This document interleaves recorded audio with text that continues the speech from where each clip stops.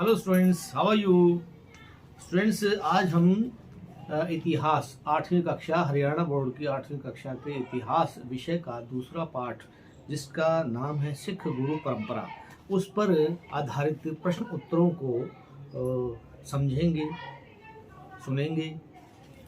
सबसे पहले अभ्यास के प्रश्नों में है, लंगर व्यवस्था की स्थापना कौन से गुरु ने की थी? तो इसका उत्तर है गुरु नानक देव जी ने। मंजी प्रथा की स्थापना कौन से गुरुदेव ने की थी? ये अमरदास जी ने की थी। और बाल गुरु किनको कहते हैं? हरकिशन जी को कहते हैं। और गुरु हरगोविंद को कौन से किले में कैद किया गया था? ग्वालियर के किले में।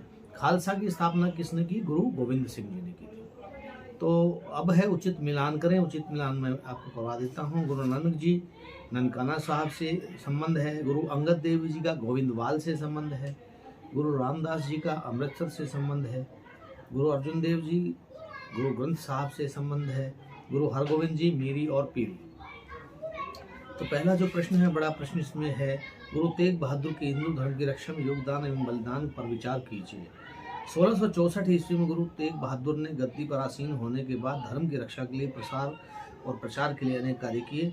जब गुरु तेग बहादुर ने गद्दी संभाली, उस समय औरंगजेब दिल्ली का शासक था। उसके आदेश पर देश भर में हिंदुओं पर अत्याचार किए जा रहे थे और मंदिरों को तोड़ा जा रहा था। गुरु तेग बहादुर के धर्म के प्रति निष्ठा सुनकर कश्मीरी पंडित उनसे मिले और उन्हें कश्मीर में हिंदुओं पर हो रहे अत्याचारों के बारे में बताया। गुरु तेग बहादुर ने धर्म पर आए इस खतरे को देखते हुए पंडितों का समर्थन करने का निश्चय किया और उनके साथ दिल्ली पहुंचे। 11 दिसंबर 1675 ईस्वी को दिल्ली के चांदनी चौक पर गुरु तेग बहादुर को उनके 3 साथियों के साथ शहीद कर दिया गया। जहां उनका सिर काटा गया था, वहां आज गुरुद्वारा शीशगंज साहिब है। दिल्ली के चांदनी चौक में गुरुद्वारा शीशगंज साहिब है, गुरु तेग बहादुर बलिदान के यादगार।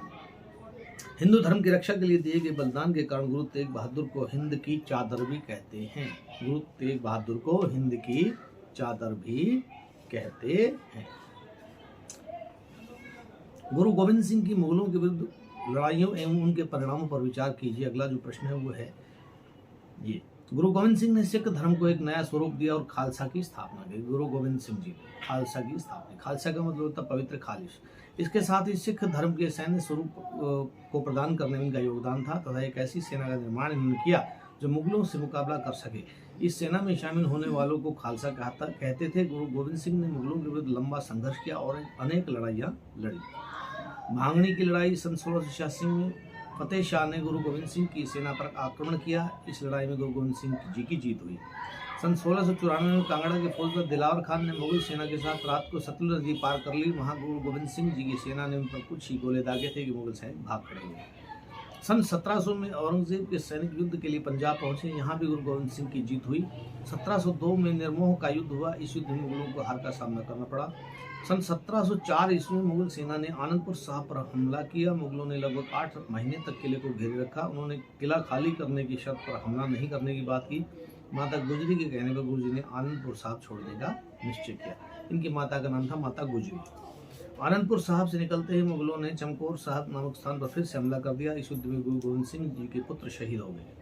इसके बाद गुरु गोविंद सिंह खिदराना की ओर चले। रास्ते में हजारों सिख सैनिक गुरुजी की सेना में शामिल हुए।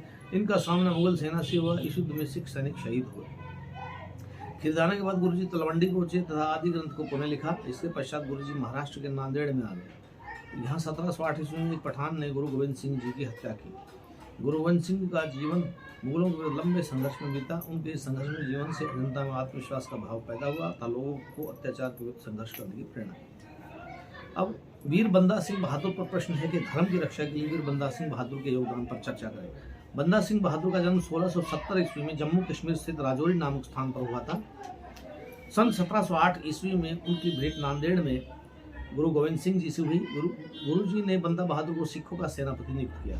बंदा सिंह बहादुर ने औरंगजेब की मृत्यु के बाद उत्पन्न हुई अराजकता की स्थिति का लाभ उठाया और सिखों की बिखरी हुई शक्ति को एकजुट किया। बंदा सिंह बहादुर ने एक विशाल सेना संगठित की तथा मुगलों के विरुद्ध संघर्ष किया। वो एक कुशल योद्धा थे। उन्होंने सरहिंद पर आक्रमण करने से पहले उसकी चारों तरफ की सहायक शक्ति को नष्ट किया। सरहिंद पर आक्रमण किया था बंदा सिंह बहादुर ने। बंदा सिंह बहादुर ने प्रशासन को सुचारू रूप से चलाने के लिए अनेक सुविधा नियुक्त की। उन्होंने गुरु नानक व गुरु गोविंद सिंह के नाम से सिक्के चलाए। सरहिंद की जय के पश्चात एक नया सम्मत भी आरंभ किया। उन्होंने हुक्मनामे व फरमान जारी करने के लिए एक मोहर भी जारी की। जमींदारी प्रथा को समाप्त कर किसानों को भूमि का स्वामित्व दिया। उनकी सेना ने सहारनपुर से लेकर लाहौर तक के क्षेत्र पर अधिकार कर लिया था।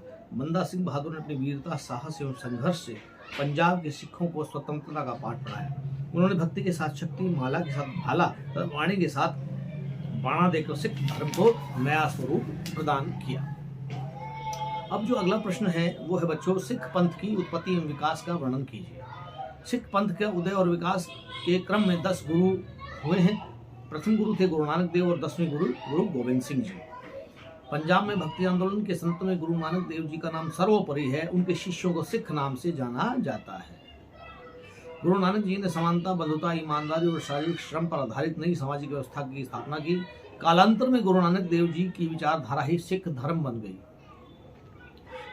गुरु अंगद देव ने एक अलग लिपि बनाई जिसमें गुरुमुखी कहते हैं। गुरु अर्जुन देव जी ने सिखों के लिए पवित्र आदि ग्रंथ तैयार किया जिसे गुरु ग्रंथ साहब भी कहते हैं। गुरु अर्जुन देव जी ने तैयार किया। गुरु हरगोविंद सिंह जी ने सिखों को सैन्य स्वरूप प्रदान किया। 10वें गुरु गोविंद सिंह ने खालसा की स्थापना की, सिख धर्म को एक अलग पहचान दी।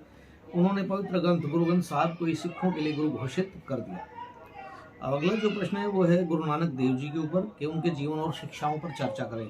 इंपॉर्टेंट प्रश्न है बच्चों। गुरु नानक देव जी का जन्म 1469 ईस्वी में पंजाब के तलवंडी नामक स्थान पर हुआ। तलवंडी गांव को अब ननकाना साहिब के नाम से जाना जाता है जो पाकिस्तान में है। बचपन से ही उनकी रुचि अध्यात्म में थी। गुरु नानक देव की शिक्षाएं। गुरु नानक देव ने गृहस्थ जीवन को भक्ति के मार्ग में बाधा नहीं माना। गुरु नानक देव के उपदेश व्यवहारिक व समाज कल्याण के लिए थे। उनका कहना था कि संसार में न कोई हिंदू है न कोई मुसलमान, किंतु सब एकमात्र परम शक्तिशाली परमात्मा की संतान है। उन्होंने जातीय भेदभाव से दूर रहने का संदेश दिया। उन्होंने अपने उपदेशों में परमात्मा को अनंत सर्वशक्तिमान तथा सत्य निर्गुण में अजन्मा माना। उन्होंने शारीरिक श्रम के द्वारा आजीविका उपार्जन पर बल दिया। उन्होंने उपदेशों में समानता, बंधुता एवं ईमानदारी पर जोर दिया। प्रश्न अगला जो है वो है बच्चों, सिखों को सैन्य स्वरूप देने वाले गुरु गोविंद सिंह के सिखों के विकास में योगदान पर चर्चा की। गुरु गोविंद सिंह जी ने सिखों को सैन्य स्वरूप प्रदान किया था। तो गुरु गोविंद सिंह जी का जन्म 22 दिसंबर 1666 ईस्वी को पटना बिहार में हुआ था। उन्होंने धर्म की रक्षा के लिए एक सेना का गठन किया था। लोगों से अपने सभी पुत्रों को धर्म की रक्षा के लिए सिख बनाने के लिए कहा। उन्होंने लोगों से दान के स्वरूप में शस्त्रों और घोड़ों को भेंट देने के लिए कहा। शीघ्र उनके पास बड़ी संख्या में सैनिक और शस्त्र इकट्ठा हो गए। उन्होंने सिख धर्म को एक नया स्वरूप प्रदान किया और खालसा की स्थापना की। खालसा की स्थापना से गुरुजी ने सिखों को सैन्य स्वरूप प्रदान किया ताकि मुगलों का मुकाबला किया जा सके। 1699 ईस्वी में बैसाखी के दिन गुरु गोविंद सिंह जी के आह्वान पर 5 लोग धर्म के हित में अपने प्राण देने के लिए आगे आए। इन्हें पंच प्यारे कहते हैं। गुरु गोविंद सिंह जी ने खालसा की स्थापना कर भविष्य में सिखों के लिए 5 प्रतीक धारण करना अनिवार्य कर दिया। ये प्रतीक थे केश, कृपाण, कड़ा, कंघा और कच्छा। गुरु गोविंद सिंह जी ने मुगलों के विरुद्ध लंबा संघर्ष किया, तनैनिक लड़ाइयां लड़ी। उन्होंने मुगल सम्राट औरंगजेब को पत्र लिखकर उनके अत्याचारों के विरुद्ध अपनी लड़ाई को उचित ठहराया। तलवंडी में गुरु गोविंद सिंह जी ने आदि ग्रंथ को पुनः लिखा और 10वें पातशाह का ग्रंथ भी संकलित किया। तलवंडी को गुरु की काशी कहा जाने लगा। गुरु गोविंद सिंह ने जनता में आत्मविश्वास का भाव पैदा किया तथा अन्याय व अत्याचार के विरुद्ध संघर्ष करना सिखाया। अगला जो प्रश्न बच्चों वो है, खालसा की स्थापना एवं विस्तार पर गुरु गोविंद सिंह के कार्यों पर विस्तृत चर्चा करें। गुरु गोविंद सिंह जी का योगदान सिख धर्म में अतुलनीय है। उन्होंने सिख धर्म को सैन्य स्वरूप प्रदान किया, खालसा की स्थापना की। खालसा की स्थापना 1699 ईस्वी में आनंदपुर साहब में की गई थी। खालसा शब्द का अर्थ होता है पवित्र। सन 1699 ईस्वी की बैसाखी के दिन गुरु गोविंद सिंह जी के आह्वान पर 5 लोग धर्म की रक्षा के लिए अपने प्राण देने के लिए तैयार हुए, जिन्हें पंच प्यारे कहते हैं। इन 5 वीरों ने गुरु जी के साथ मिलकर अमृत ग्रहण किया। गुरु गोविंद सिंह जी ने खालसा की स्थापना कर भविष्य में सिखों के लिए 5 प्रतीक धारण करना अनिवार्य कहा। ये थे केश, कृपाण, कड़ा, कंघा और कच्छा। गुरु जी ने अपनी दूरदृष्टि से एक ऐसी सेना का निर्माण किया जो मुगलों से मुकाबला कर सके। इस सेना में शामिल होने वालों को खालसा कहा जाता है। अब आनंदपुर साहब के युद्धों का संक्षिप्त वर्णन करें। आनंदपुर साहब के युद्ध हुए बच्चों 2 युद्ध। पहला जो युद्ध था वो 1700 ईस्वी में हुआ। औरंगजेब ने 10,000 सैनिक दीना बेग और पैंदा खान के नेतृत्व में युद्ध के लिए पंजाब भेजे। यहाँ गुरु गोविंद सिंह जी ने एक ही बाण से पैंदा खान का वध किया, जिससे मुगल सेना भयभीत होकर वहां से भाग खड़ी हुई।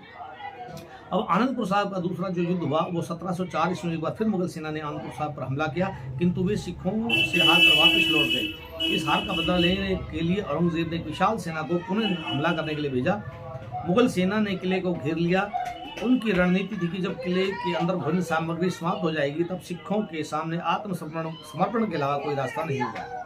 8 महीने तक मुगलों ने किले को घेर कर रखा। इसके पश्चात मुगलों ने सिखों को आश्वासन दिया कि वे किला खाली कर दे तो उन पर हमला नहीं होगा। 21 दिसंबर 1704 को माता गुजरी के कहने पर गुरु गोविंद सिंह ने आनंदपुर साहब को छोड़ने का निश्चय किया। तो बच्चों, ये थे दूसरा पाठ जिसका नाम था सिख गुरु परंपरा इतिहास 8वीं कक्षा का। इसके ये जो प्रश्न है वो अभ्यास के प्रश्नों को हमने पढ़ा और सुना। तो बच्चों, इनको 2-3 बार इनको सुने और ध्यान से और अच्छे से तैयार करें। Thank you very much.